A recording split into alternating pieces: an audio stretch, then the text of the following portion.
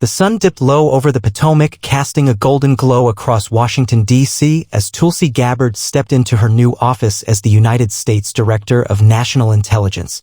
It was March 31st, 2025, and the air buzzed with anticipation.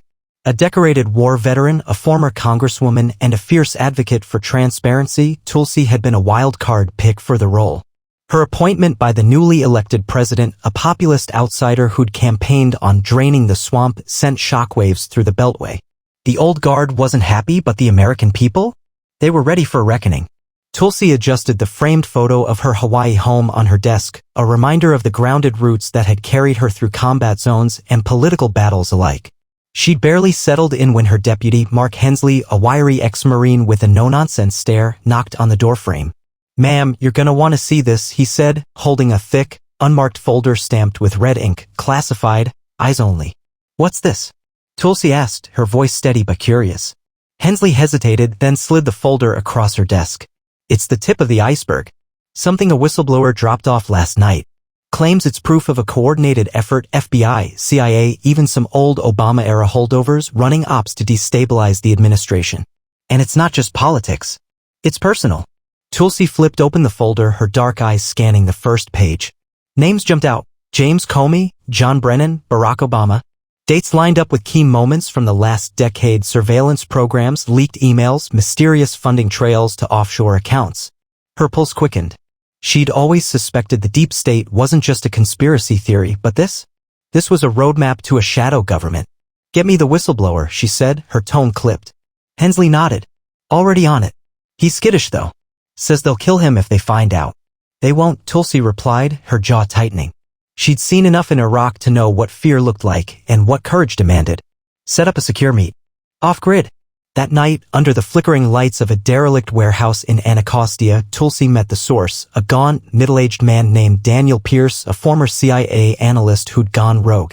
His hands trembled as he handed her a USB drive. "This is everything," he whispered. "Audio, docs, video. They've been watching everyone, senators, judges, even you. Obama's still pulling strings through proxies. The FBI's got a kill list. The CIA's running black sites on U.S. soil. It's bigger than Watergate." Tulsi plugged the drive into her encrypted laptop. Grainy footage flickered to life, a meeting in a dimly lit room, faces she recognized, former intelligence chiefs, a few still active deputies, discussing neutralizing threats to their influence. One voice, unmistakably Obama's, cut through the static: "We can't let her get too close. She's not one of us." Tulsi's blood ran cold.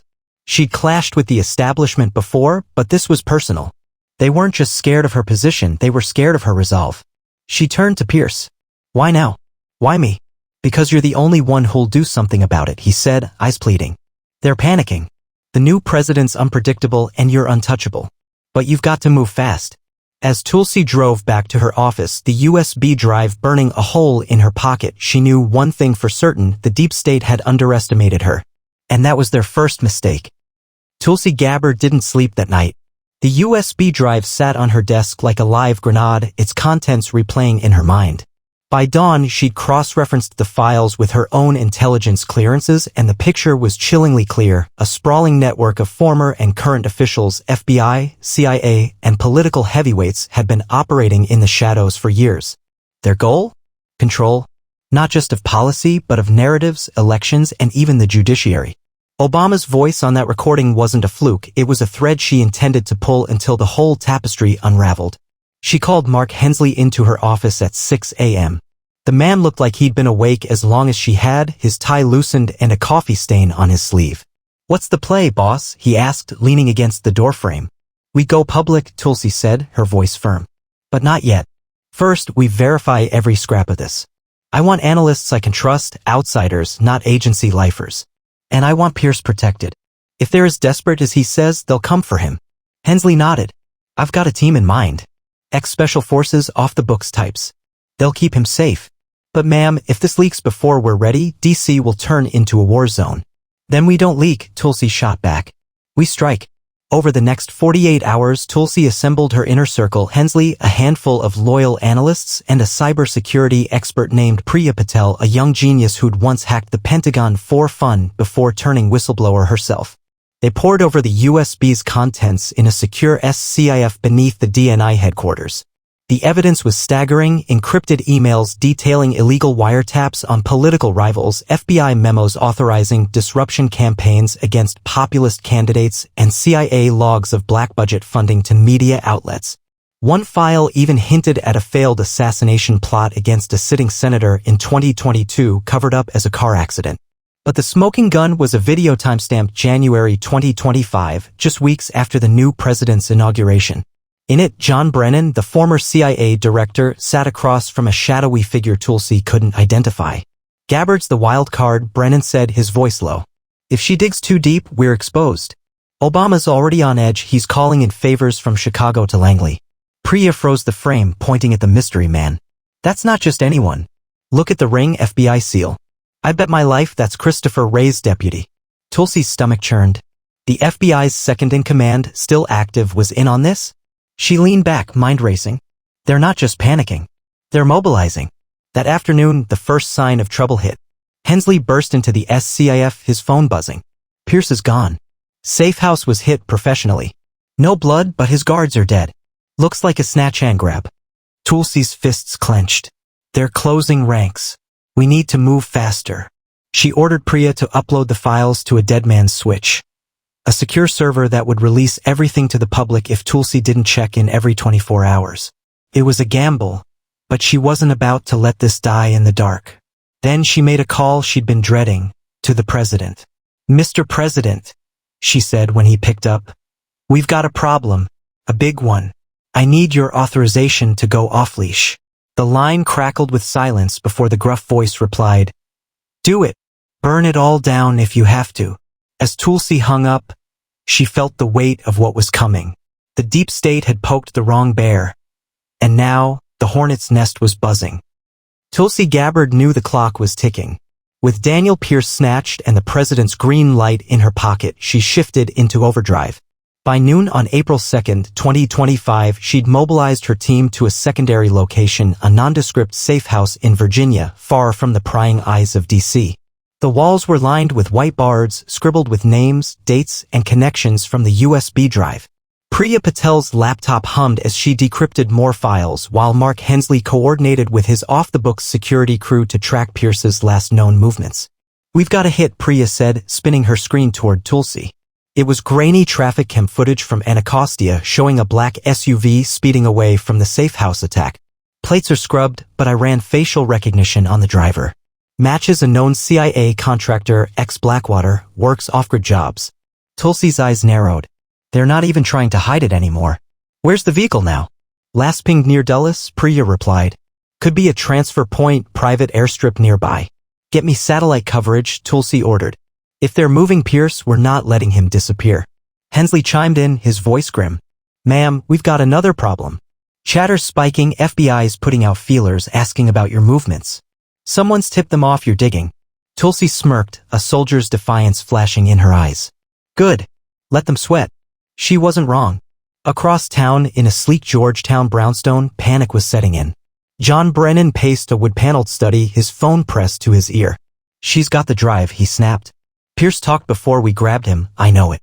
We need to shut this down now." On the other end, a calm but steely voice replied, Barack Obama, unmistakable even through the encrypted line. "John, relax. We've got contingencies. Ray's people are on her tail, and the media's ready to spin it as a conspiracy nutjob story if she goes public. Just make sure Pierce doesn't resurface." Brennan stopped pacing, his knuckles white around the phone. "And if she's got backups? She's not stupid, she'll have a dead man's switch. Then we take her out of the equation," Obama said, his tone chillingly matter-of-fact. "Quietly. Make it look like an accident." Back in Virginia, Tulsi wasn't waiting for the axe to fall. She drafted a briefing for trusted allies in Congress, senators and reps who'd backed the president's anti-establishment wave. She kept it lean, hard evidence, no fluff. The plan was to drop it in their laps at a closed-door session the next day, forcing the deep state to face scrutiny they couldn't bury. But as night fell, the counterstrike came faster than she'd expected. Hensley's phone buzzed with an alert from his team. "Incoming, 3 vehicles, armed, 2 miles out. They found us." Tulsi grabbed her sidearm, a habit from her army days, and barked orders. "Priya, secure the data. Hensley, get your guys in position. We hold the line." Minutes later, gunfire erupted outside the safe house. Black-clad operatives stormed the perimeter, met by Hensley's crew in a brutal firefight. Tulsi crouched behind a window, returning fire as bullets shredded the walls. Priya, trembling but focused, uploaded the last of the files to the dead man's switch. "It's done!" she yelled over the chaos. As the attackers retreated under heavy resistance, Tulsi caught her breath, adrenaline surging. They'd survived for now. But the war was just beginning, and the deep state had shown its hand. She turned to her team, resolve hardening. "Tomorrow we take this to the hill. They want to fight? They've got one." The morning of April 3, 2025 dawned gray and tense over Washington, D.C. Tulsi Gabbard stood in a Capitol basement hallway, her suit crisp despite the sleepless night. The safe house attack had left her team battered but unbroken. 2 of Hensley's men were wounded, but the data was secure and the dead man's switch was live. She clutched a leather portfolio stuffed with printouts from the USB drive, her evidence against the deep state ready to detonate. Mark Hensley flanked her, his Glock concealed but close, while Priya Patel waited in a secure van outside, monitoring the switch and streaming backups to a dozen encrypted servers worldwide. The closed-door session was a powder keg, a dozen lawmakers from both parties, hand-picked for their outsider status or distrust of the intelligence community. Tulsi stepped into the dimly lit committee room, her presence commanding silence. "Ladies and gentlemen," she began, her voice steady as steel, "what I'm about to show you will shake this nation to its core. The FBI, CIA, and remnants of the Obama administration have been running a shadow government, spying, sabotaging, and worse. Here's the proof." She laid out the files, audio of Obama plotting, Brennan's orders for neutralization, FBI kill lists, CIA black sites. Gasps rippled through the room as lawmakers flipped through the pages. Senator Rick Calder, a grizzled Texan with a libertarian streak, slammed his fist on the table. "This is treason. Why the hell hasn't this hit the news?" "Because they control the narrative," Tulsi replied. "But not today." The room erupted in debate, some demanded immediate hearings, others cautioned leaks could spark chaos. Tulsi didn't flinch. "We go public by noon, or the dead man's switch does it for us. Your choice." Meanwhile, the deep state was in full meltdown. In a Langley conference room, CIA Deputy Director Ellen Voss stared at a screen tracking Tulsi's movements. "She's at the Capitol," Voss muttered. "How did we miss this?" John Brennan, red-faced and pacing, snapped, "Because your people botched the safe house hit. Ray's FBI clowns were supposed to tail her, not lose her." Voss shot back, "Don't pin this on me. Obama said to keep it quiet. Your accident plan's off the table now. She's got allies." The phone rang, Obama's secure line. "What's the damage?" he asked, his calm veneer cracking. "She's briefing Congress," Brennan said. "If she releases that drive, we're done." "Then discredit her," Obama ordered. "Flood the airwaves, conspiracy nut, rogue DNI, whatever sticks. And find Pierce. He's the loose end." But Pierce was already slipping their grasp. Hensley's team had tracked the CIA contractor's SUV to a private airstrip near Dulles, where a firefight had freed the whistleblower. Bruised and shaken, Pierce was now en route to a safe location, his testimony ready to corroborate Tulsi's bombshell. By 11 a.m., word leaked from the Hill. X posts exploded with hashtag Deep State Exposed, fueled by grainy clips Priya had strategically seeded online, untraceable but undeniable. Cable news scrambled, half calling it a hoax, half demanding answers. FBI Director Christopher Wray issued a terse denial, claiming rogue elements were to blame, but the public wasn't buying it. Tulsi stepped onto the Capitol steps at noon, cameras flashing. "The American people deserve the truth," she declared, holding up the portfolio. "For too long, unelected officials have abused power. That ends now."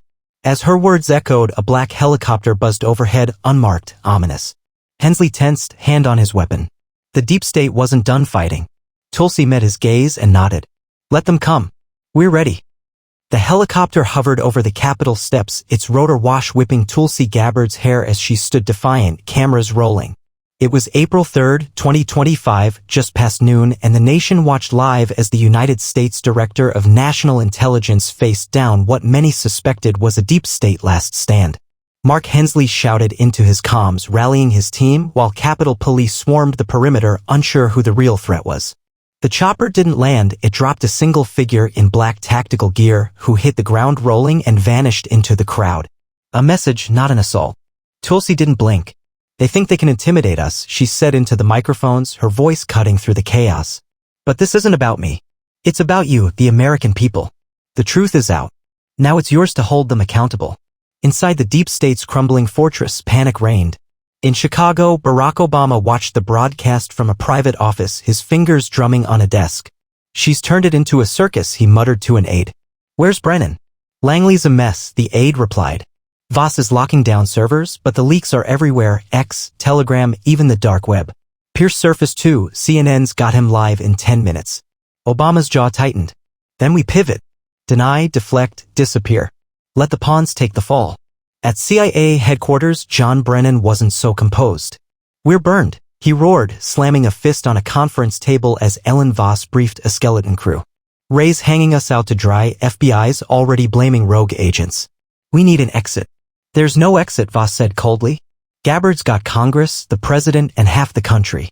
The switch triggered an hour ago, every file's public. We're done." Back at the Capitol, Tulsi's gamble paid off. The dead man's switch had flooded the internet with unredacted evidence. Obama's voice ordering cover-ups, Brennan's emails greenlighting surveillance, FBI memos targeting citizens. X posts hit millions of likes, hashtags like #TulsiTruth and #DrainIt trending worldwide. Protests erupted outside FBI field offices, chants of "lock them up," echoing from coast to coast. Daniel Pierce's CNN interview sealed it. Haggard but resolute, he faced the camera. "I saw it all: black sites, kill lists, rigged elections. Gabbard's the only one who listened. They tried to silence me, but the truth's bigger than them." By dusk, the president addressed the nation from the Oval Office, Tulsi at his side. "Today, we've exposed a cancer in our government," he said, his voice gravelly with resolve. "Director Gabbard has my full support to root it out. No more shadows.